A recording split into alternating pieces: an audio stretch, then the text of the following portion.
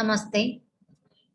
I am JVN Sheetal Singh, Assistant Professor at Jyoti Vidyapeeth Women's University, Jaipur, in Faculty of Pharmaceutical Science. So, we have started our third unit in pharmacology, and today's our topic is neuromuscular blocking agent or drug. So, I am sharing you the screen so that we can easily study it about the neuromuscular blocking agent.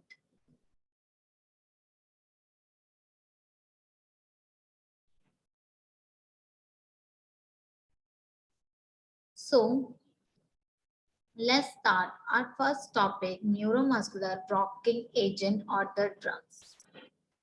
So, as we know in the history, there are many neuromuscular blocking agents. Like you have seen the arrow poison of endangered South American are using the neuromuscular agents. So, in 1942, Griffith and Johnson suggest that deep Tubocuranin is a safe drug to use during the surgery. Same, there are many drugs which are used. All modern agents are entirely synthetic drugs. So the non-muscarinic blocking agents are the drugs that act directly or at the peripheral at NM junction and muscular fiber itself to block the neuromuscular transaction. So, when do we need them? In order to facilitate the relaxation for surgery and mechanical ventilation during surgery and in ICU. We need this IMBA.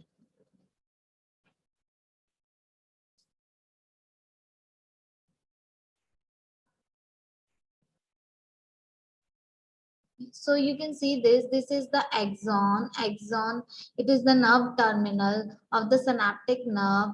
You know the synaptic nerves, so this is the nerve terminal, and this is the ACH receptors at the end plate of the muscles.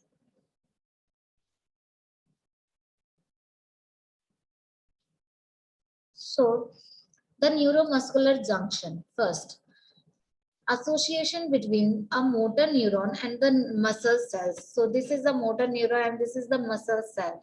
Synaptic cleft. This is the synaptic cleft.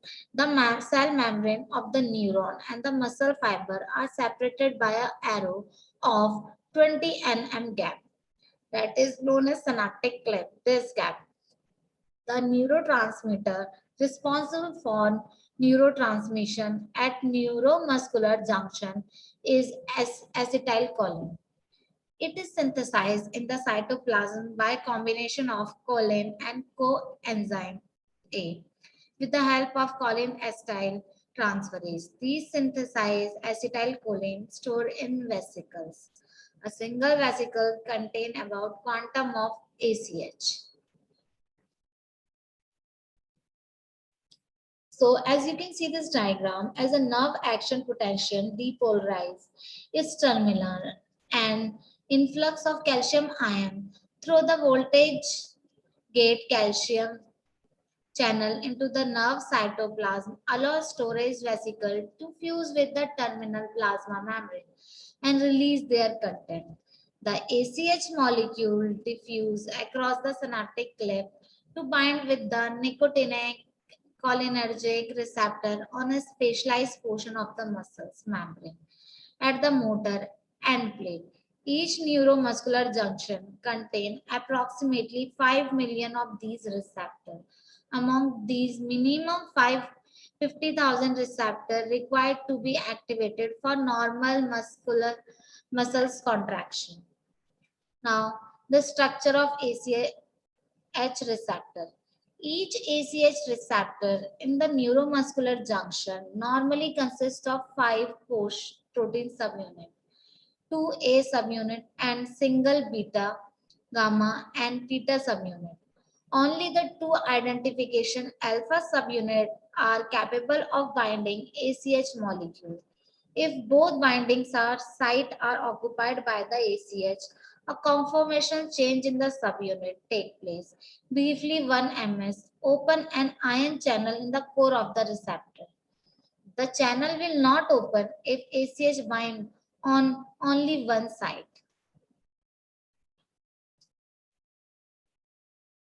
Now I will show you the receptors.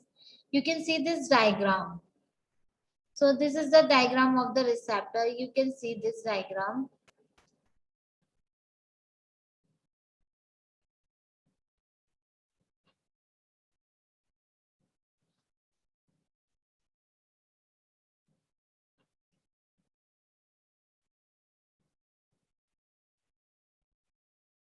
So you can see this diagram. Okay.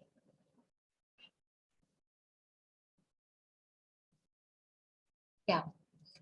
This is the diagram. You can see A and B diagram. So you can see here the structure of ACH receptor.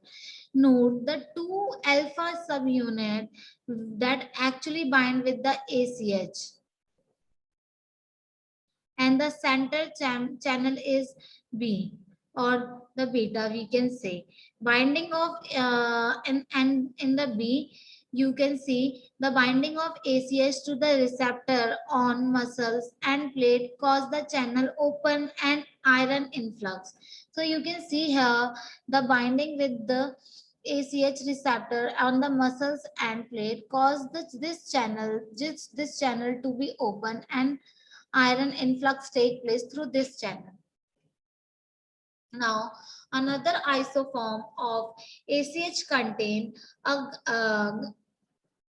gamma subunit instead of a theta subunit known as fetal or immature receptor because this form initial expressed in the fetal muscles.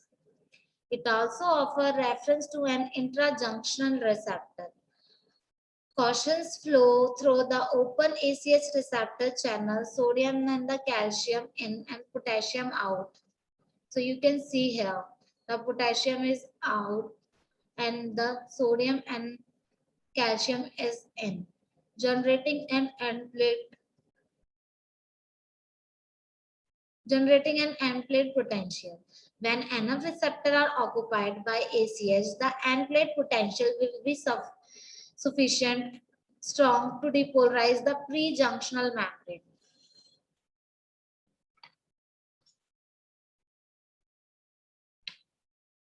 So the sodium channel are present in muscle membrane. Pre-junctional area of muscle membrane have a higher density of these sodium channel than other part of the membrane. These sodium channel have two type of gate, voltage dependent and time dependent. Sodium ion pass only when the both gate are open. So now you can see I am sharing you another diagram. So you can see this.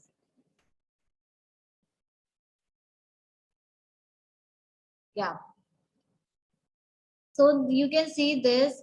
In this, you can see the sodium channel is transmembrane protein that can be conceptualized as having two gates. Sodium ion pass only when both gates are open, and opening of the gate is time dependent and voltage dependent. The channel therefore possesses three functional states. So there are three functional states. You can see A, B, and C. So in the A, at rest, the lower gate is open, but the upper gate is closed. Okay. So B, reach threshold voltage, depolarize, the upper gate open, and sodium can pass through it. So you can see the B here, through which the sodium can pass through this. Now the C, you can check the shortly after the upper gate open, the time dependent lower gate closed. So you can see here the lower gate is closed and the upper gate is open.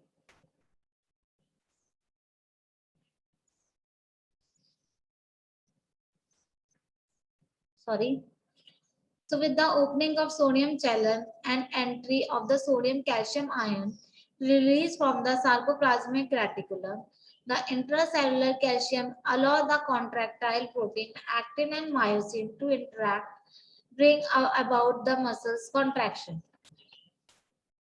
Now, the step in the normal neuromuscular transmission is nerve action potential is transmitted and the nerve terminal is depolarized. ACH is released from the storage vessels at the nerve terminal and of act ACH is released to bind the 50,000 receptor. So ACH molecule bind to the alpha subunit of the ACH receptor on the post-junctional membrane, gathering a conformational change. And opening receptor channel. Receptor do not open unless both the receptor are occupied by ACH. Sodium and calcium flow through the open receptor channel, generating an end plate potential.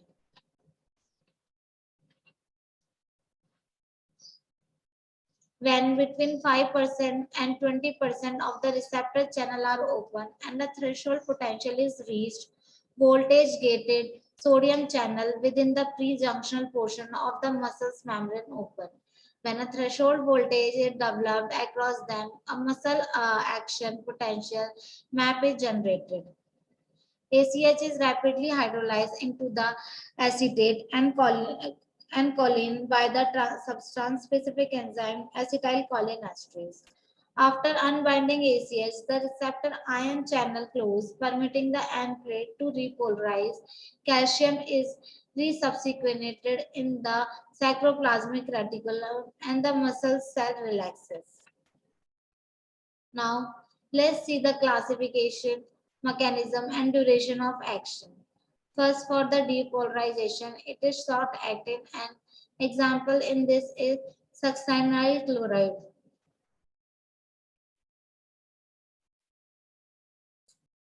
Then, non-depolarizing is short acting like gantagurium and mavagurium. Then, intermediate in acting is atracurium and vacurium, rocurium. Long acting is pancuronium, pipercuronium, and doxacuronium. Mechanism of depolarized NVA. Depolarizing muscles relaxant mostly resemble ACH and readily bind to ACH receptor, generating a muscle action potential. Unlike ACH, however, these drugs are not metabolized by the acetylcholinesterase, and their construction in the synaptic cleft does not fall as rapid result in a prolonged depolarization of the muscles and plate. Continuous end plate depolarization cause muscle relaxation because opening of pre-junctional sodium channel is the time limited sodium channel rapidly inactivate the continuing depolarization. Now the phase of blocking in depolarization in neuromuscular blocking agent. Phase 1 block. Pre-junctional sodium channel cannot open until the end plate repolarize. The end plate cannot repolarize as long as the depolarization muscles relaxed continue to bind the ACH receptor. This is called a phase 1 block. Phase 2 block after a period of time, prolonged end plate for depolarization can cause poorly understood change in the ACH receptor that result in a phase 2 block. Mechanism of action of non-depolarizing NMDA. So you can see here, I'm sharing you the screen for that.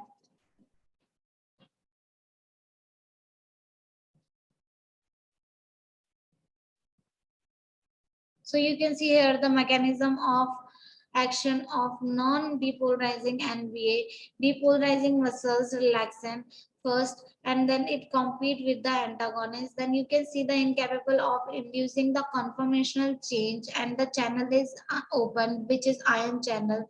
Then because of ACH, no end plate potential is developed, then the blockade and the subunit is blocked in this.